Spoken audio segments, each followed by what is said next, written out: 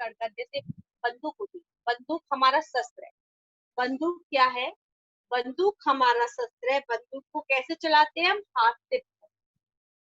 अस्त्र, अस्त्रों को किससे चलाया जाता है? यानी अस्त्र और शस्त्र दोनों में क्या अंतर है? जो शस्त्र होते हैं उनको हम हाथ से पकड़कर चलाते हैं, और जो अस्त्र होते हैं उनको हम हाथ से फेंक करके, जैसे भाला होता है, वो हमारा क्या होता है? अस्त्र होता है, उसको हम फेंक कर ही चलाते हैं। अस्त्र, अस्त्र भाला होता है। बंदूक होती है, शस्त्र में आती है, शस्त्र के अंतर्गत आती है। इसको हम हाथ से पकड़कर ही तो चलाएंगे कि हाथ से फेंक कर चलाएंगे? नहीं ना। मेरे विचार से तलवार, देखिए आगे, तलवार, भाला आदि अस्त्र और बंदूक आदि शस्त्र। अस्त्र कौन कौन से? तलवार, तलवार आपका अस्त्र है। तलवार को हम फेंक कर भी चला सकते हैं और हाथ से लड़ते हैं तलवार से। तलवार और भाला आदि अस्त्र, तलवार भी आपका अस्त्र के अंतर्गत आता है, और बंदूक आपके शस्त्र के अंतर्गत आता है। इसके अंतर्गत आती है बंदूक, आपकी शस्त्र के अंतर्गत आती है, और तलवार आपकी किसके अंतर्गत आती है? अस्त्र के अंतर्गत। ये हो गया आपका अस्त्र और शस्त्र, दोनों में अंतर आपको पता चल गया। चलिए, मैंने जब से इतना एक्सप्लेन कर दिया 2 पेज, अब मैं एक बच्चे को अनम्यूट करके अस्त्र और शस्त्र जो मैंने अभी बताया उसके बारे में पूछूंगी। कौन बताएगा? सृष्टि ने हैंड रेज किया है। ओके। पढ़ाते रहने से मतलब ये नहीं कि आप केवल सुनते जाओ, बीच बीच में क्वेश्चन होंगे तो आपको पता रहेगा, इंटरेस्ट भी आएगा कि मैम ने क्या पढ़ाया, आपने क्या सुना। आदित्य, सृष्टि, अभी अभी मैंने बताया अस्त्र और शस्त्र, जितना मैंने पढ़ाया है उसमें से मैं बीच बीच में से क्वेश्चन पूछूंगी आपसे। आपने कितना सुना? Yes ma'am. अस्त्र और शस्त्र दोनों में क्या अंतर है, बताइए। मैम, अस्त्र में ये अंतर होता है कि अस्त्र को हम हाथ से फेंक कर चलाते हैं, और शस्त्र में ये अंतर होता है कि हम उसको हाथ में पकड़ कर चलाते हैं। जैसे कि अस्त्र है हमारा तलवार, भाला, और हमारा शस्त्र बंदूक वगैरह, जो कि हम हाथ में ओके, पकड़ कर चलाते हैं। ओके बेटा। चलिए Yes, ma'am. सृष्टि, मैं आपको अब म्यूट कर रही हूँ। अविशी मेहता, अविशी मेहता, मैं आपसे पूछ रही हूँ। Avishi Mehta, you are mute. Avishi Mehta, unmute करो अपने, सॉरी, अविशी मेहता, अनम्यूट करो अपने आप को। वरदान, वरदान अनम्यूट कीजिए। वरदान, यस मैम। वरदान आप बताइए कि भारत रत्न पुरस्कार था वो किससे दिया गया और क्यों दिया गया? मैम, भारत रत्न पुरस्कार एपीजे अब्दुल कलाम को दिया गया क्योंकि उन्होंने मिसाइल में अच्छे उपकरण, क्योंकि उन्होंने मिसाइल विकसित की थी। Okay, yes ma'am. ओके वरदान, आपको म्यूट करती हूँ। नैना, नैना आप अनम्यूट हो बेटा। Yes ma'am. मिसाइल मैन किसे कहा जाता है? एपीजे अब्दुल कलाम। ओके बेटा, आपको म्यूट कर रही हूँ। अब आगे जो पढ़ाऊंगी फिर उसमें से पूछूंगी। ओके, अब आगे देखिए, मैंने 3-4 क्वेश्चन पूछ लिए, आपको आना चाहिए। अब देखिए, उन्होंने कहा, भैया मेरी समझ में आ गया। अवनी ने कहा कि जो बंदूक है वो आपका शस्त्र है, और भाला है वो आपका अस्त्र है, और तलवार भी आपका अस्त्र है। अभी कहता है तुमने बिल्कुल ठीक समझा, लेकिन जो युद्ध लड़े जाते हैं उनमें आधुनिक तकनीक से बने हथियार प्रयोग में लाए जाते हैं। उन्होंने कहा ठीक है, लेकिन आज जो युद्ध बने हुए हैं, युद्ध लड़े जाते हैं, उनमें कैसे हथियार प्रयोग में लाए जाते हैं? आधुनिक तकनीक से बने हुए। आज अमेरिका और रूस जैसे विकसित देश रॉकेट और मिसाइलों जैसे आधुनिक हथियारों का निर्माण कर चुका है। अमेरिका देश है, रूस है, वो कैसे कैसे हथियार बना चुके हैं, मिसाइल, रॉकेट, जो आकाश में जाकर के नष्ट कर दे। मिसाइल जैसे आधुनिक हथियारों का निर्माण कर चुके हैं। बहुत सारी मिसाइलें बनाई हैं अमेरिका ने, रूस ने। अवनी कहती है भैया आतिशबाजी के रूप में आप भी तो दिवाली पर रॉकेट चलाते हो। अवनी क्या कहती है, जब आतिशबाजी करते हो, एक हम बच्चे चलाते हैं दिवाली पर रॉकेट, आकाश में उड़कर के वो चलता है, उसी तरह अभी कहता है जिस प्रकार आतिशबाजी का रॉकेट हवा में उड़कर नीचे गिर जाता है, जिस प्रकार आतिशबाजी का जो रॉकेट है वो हवा में उड़ता है पहले तो, फिर नीचे आता है, उसी प्रकार युद्धों में काम आने वाले रॉकेट भी काम करते हैं। जो युद्धों में काम आते हैं बड़े बड़े रॉकेट, पहले तो वो ऊपर उड़ते हैं फिर वो नीचे आते हैं, इसी रॉकेट की तरह वो काम करते हैं। इन रॉकेटों के साथ विभिन्न प्रकार के बम लगे होते हैं। क्या लगे होते हैं इन रॉकेट्स के साथ बम लगे होते हैं, जो उनके गिरने के साथ ही फट जाते हैं। जैसे ही रॉकेट ऊपर से नीचे आता है, वो बम लगे हुए होते हैं, वो एकदम फट जाते हैं, फिर विनाश हो जाता है। इस प्रकार रॉकेट बमों को ढोने के लिए वाहनों का काम करते हैं। रॉकेट बमों को ढोने के लिए किसका काम करते हैं? वाहन का काम। अवनी, हाँ, तो हम लोग मिसाइलों की चर्चा कर रहे थे। अभी कहता है मिसाइलें युद्ध के समय बहुत दूर स्थित शत्रु पर हमला करने के काम में आती है।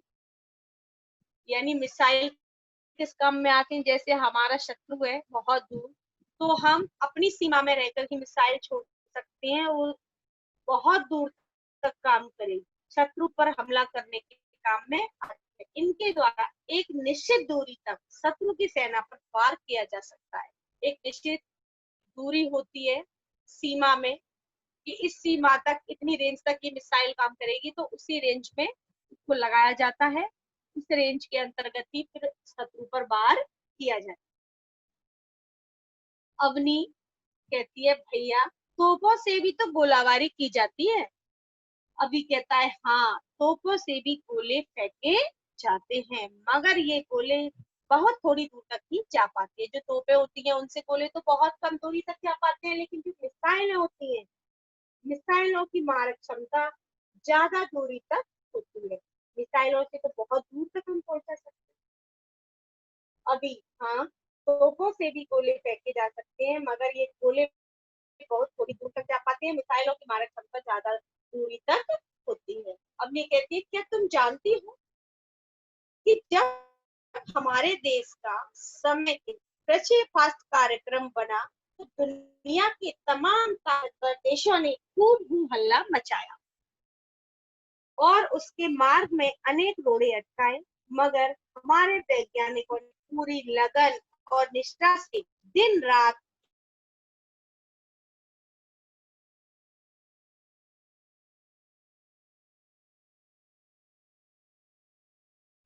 क्या तैयार किया। हमारे देश के वैज्ञानिकों ने और देशों ने बहुत डिस्टर्ब किया, हल्ला मचाया, जो ताकतवर देश थे, मार्ग में बाधाएं आई, रोड़े अटकाए, लेकिन हमारे वैज्ञानिक थे हमारे देश के, उन्होंने पूरी मेहनत और लगन के साथ, निष्ठा के साथ पूरा कार्य कंप्लीट किया, और किसी विदेशों के सहयोग के बिना अपने देश ने ही प्रक्षेपास्त्र तैयार करने में सफलता प्राप्त। अवनी, भैया इसका मतलब तो यह हुआ कि प्रक्षेपास्त्रों का निर्माण हम लोगों ने अपने ज्ञान और बल पर किया है। अभी कहता है हाँ बहन, मस्तिष्क ने, इस मानव ने, साइंटिस्टों ने अपने ज्ञान के बल पर ही इनका आविष्कार किया है। हमारे मित्र राष्ट्रों ने भी इसमें हमारी कोई सहायता नहीं की। जो हमारे देश थे, मैत्री देश थे, उन्होंने भी हमारी कोई सहायता नहीं की, और मेरे विचार से यह ठीक ही हुआ। अवनी, मगर इसमें ठीक जैसी कौन सी बात हुई? मित्र देशों को तो हमारे विकास कार्यक्रमों में हमारी सहायता करनी चाहिए। अवनी कहती है कि जो हमारे देश हैं, पड़ोसी देश है, मित्र मित्र देश है, उन्हें तो हमारी सहायता करनी चाहिए कम से कम। ठीक इसलिए हुआ, नेक्स्ट पेज, ठीक इसलिए हुआ क्योंकि युद्ध और आपातकाल के समय परिस्थितियां बदल जाती। अभी कहता है इसलिए ठीक हुआ क्योंकि जब युद्ध होते हैं ना, तो आपातकालीन स्थितियां आती हैं, तो उस समय परिस्थितियां बदल जाती। उस समय विश्व समुदाय के दबाव में मित्र राष्ट्र की भी सहायता नहीं कर पाते। क्या होता है उस समय? विश्व समुदाय के दबाव में मित्र राष्ट्र की सहायता नहीं कर पाते। कई बार तो मित्र राष्ट्र भी ऐसे समय में शत्रु पक्ष के साथ खड़े नजर आते हैं। अब यदि हम प्रक्षेपास्त्र के क्षेत्र में उनके सहयोग से अपनी मिसाइलें बनाते, तो हमें युद्ध जैसी स्थिति में उनके द्वारा सहायता बंद करने का भय भी बना रहता। अगर हम उनके साथ मिलकर बनाते तो क्या होता, वो हमारी सहायता करना मना करते थे और हमें देते भी नहीं। यदि वे वास्तव में सहायता बंद कर दें तो हमारे पास अपनी पराजय के अतिरिक्त और कोई रास्ता नहीं बचेगा। आगे देखिए, इसलिए हमारे वैज्ञानिकों ने डॉक्टर अब्दुल कलाम के निर्देशन में जो प्रक्षेपास्त्र बनाए, उनकी पूरी तकनीक स्वदेशी है। कैसी है उसकी पूरी तकनीक? स्वदेशी, अपने देश की है। इनकी संरचना और कल पुर्जे भी हमारे वैज्ञानिकों ने अपने ही देश में बनाए थे। यानी अब्दुल कलाम के साथ मिलकर जो उन्होंने बनाए प्रक्षेपास्त्र, वो बिल्कुल स्वदेशी हैं। दूसरे देश, उनके पुर्जे सब स्वदेशी हैं, दूसरे देश से उन्होंने कुछ भी नहीं लिया। आगे अब एक बच्चा रीडिंग करेगा। अभिषी मेहता, अभिषी मेहता आप अनम्यूट हो बेटा। हेलो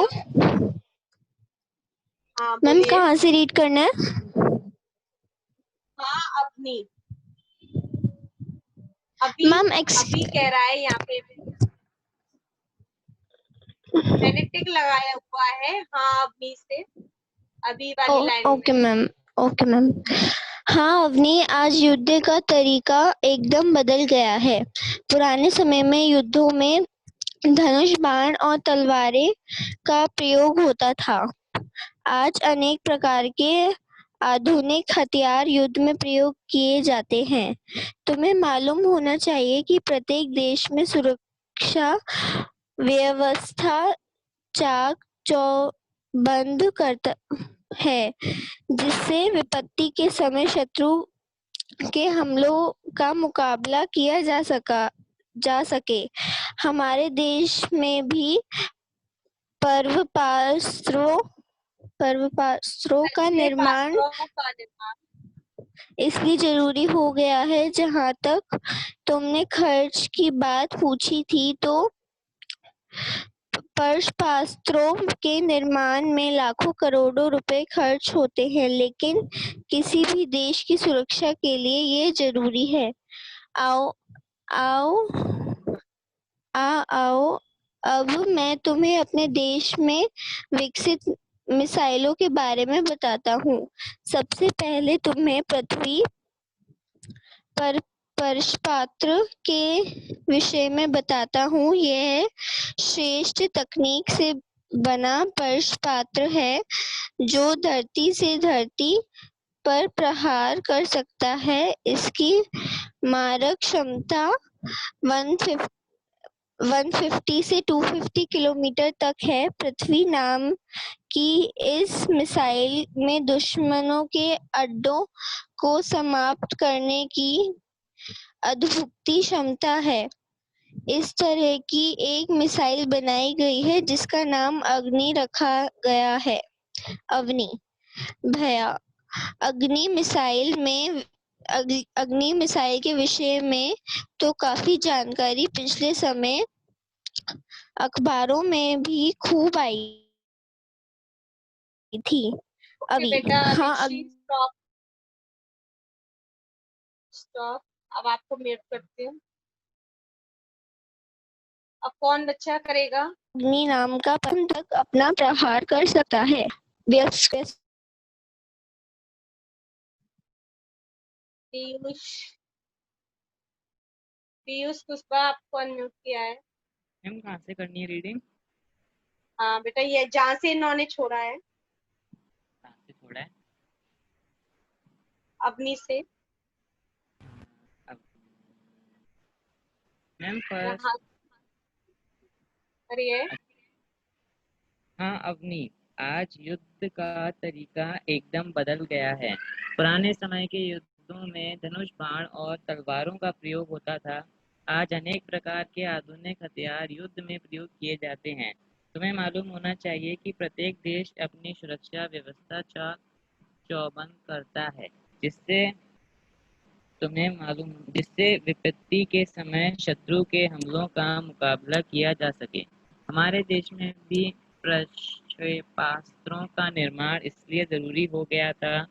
जहाँ तक तुमने खर्च किया बात पूछी है, तो प्रक्षेपास्त्रों के निर्माण में लाखों करोड़ों रुपए खर्च होते हैं, लेकिन किसी भी देश की सुरक्षा के लिए यह जरूरी है। आओ अब मैं तुम्हें अपने देश में विकसित मिसाइलों के बारे में बताता हूँ। सबसे पहले तुम्हें पृथ्वी प्रक्षेपास्त्र के विषय में बताता हूँ। यह श्रेष्ठ तकनीक से बना प्रक्षेपास्त्र है जो धरती से धरती पर प्रहार कर सकता है। इसकी मारक क्षमता 150 से 250 किलोमीटर तक है। पृथ्वी नाम की इस मिसाइल में दुश्मनों के अड्डों को समाप्त करने की अद्भुत क्षमता है। अग्नि भैया, अग्नि मिसाइल के विषय में तो काफी जानकारी पिछले समय अखबारों में भी खूब आई थी।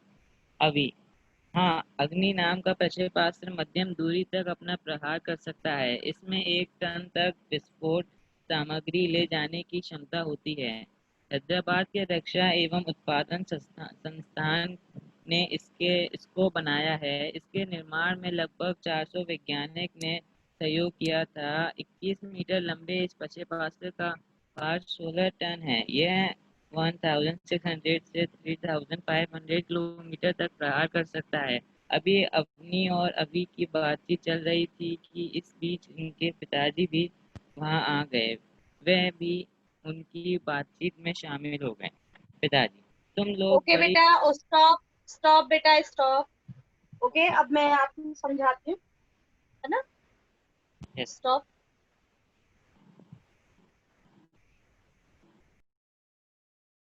देखिए, अवनी कहती है, अभी और अवनी आपस में बात करते हैं, वो कहती है कि आज का जो युद्ध का तरीका है वो एकदम बदल गया है। जब पुराने समय में युद्ध होते थे तो लोग तलवार से लड़ते थे, धनुष बाण से लड़ते थे। तलवार धनुष बाणों का प्रयोग होता था, लेकिन आज अनेक प्रकार के आधुनिक हथियार युद्ध में प्रयोग किए जाते हैं। तुम्हें मालूम होना चाहिए कि प्रत्येक देश अपनी सुरक्षा व्यवस्था चाक चौबंद करता है।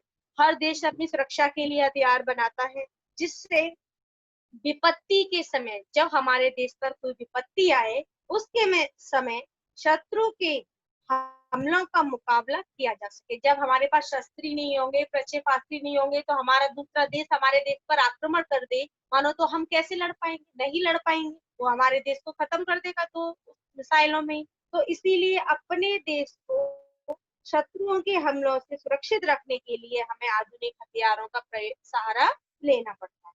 हमारे देश में भी प्रक्षेपास्त्रों का निर्माण इसलिए जरूरी हो गया था कि जहां तक तुमने खर्च की बात पूछी है, तो प्रक्षेपास्त्रों के निर्माण में लाखों करोड़ों रुपए खर्च हुए। ऐसा नहीं कि 1 आध लाख में, करोड़ों रुपए खर्च हुए। लेकिन किसी भी देश की सुरक्षा के लिए यह जरूरी भी है। अगर हमें अपने देश की सुरक्षा करनी है तो उसके लिए हमें विपक्षी के लिए हथियार रखना बहुत जरूरी है। आओ अब मैं तुम्हें अपने देश में विकसित मिसाइलों के बारे में बताता हूँ कि हमारे देश में जो मिसाइल बनी है वो कैसी विकसित है। सबसे पहले तुम्हें पृथ्वी प्रक्षेपास्त्र, सबसे पहले एक मिसाइल का नाम है पृथ्वी। पृथ्वी क्या है?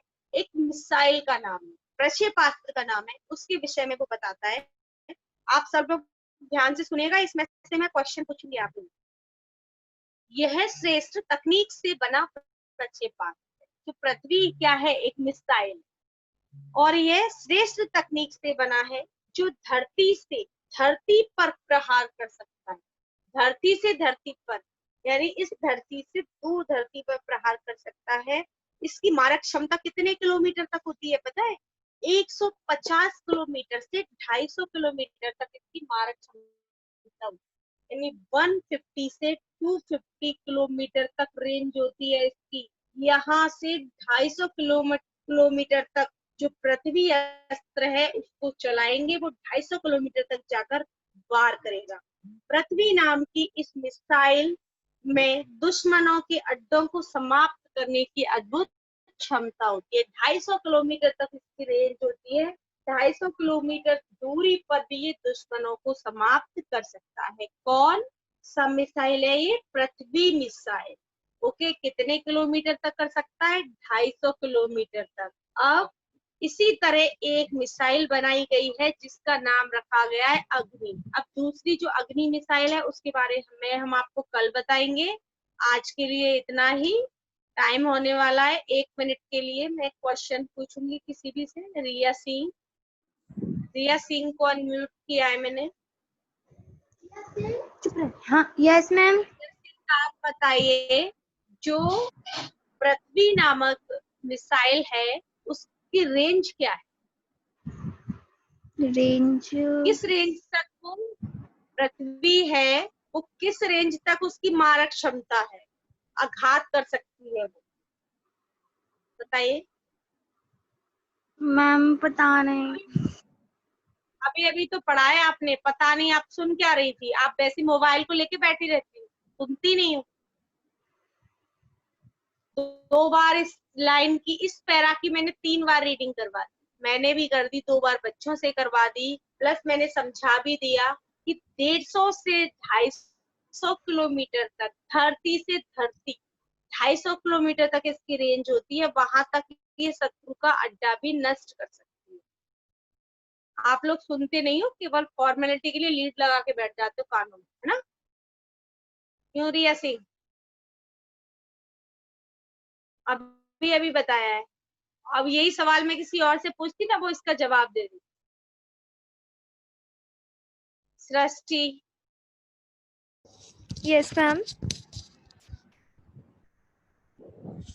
आप बताइए, जो पृथ्वी अस्त्र है इसकी मारक क्षमता कितनी है? मैम इसकी मारक क्षमता 150 टू 250 किलोमीटर तक है।